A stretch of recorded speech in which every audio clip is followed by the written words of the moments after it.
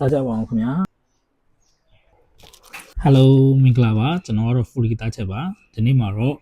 စားတာကြပြီဖြစ်တဲ့အဆောင်တုပ်ကိုထမင်းကျန်းနဲ့စားပါမယ်အမှန်ကတော့နှစ်ပွဲဝယ်တာအိယာထားနောက်ကြပါတော့တစ်ပွဲပဲရပါတော့တယ်အကျော်လဲကုန်သွားပါပြီထမင်းထည့်ပါမယ်တုပ်စုံနဲ့ထမင်းနဲ့ရပါပြီပို့ပြီးပြေဆုံးဖို့ဆိုလို့ရှိရင်ရင်သွေးချမ်းလိုပါမယ်စားကြပါအောင်ခင်ဗျာ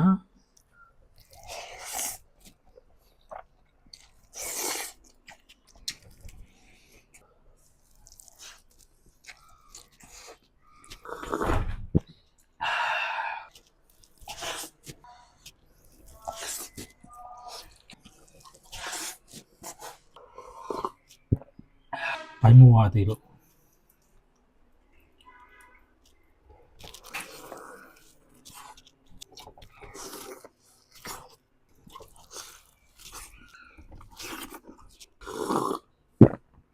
တတာ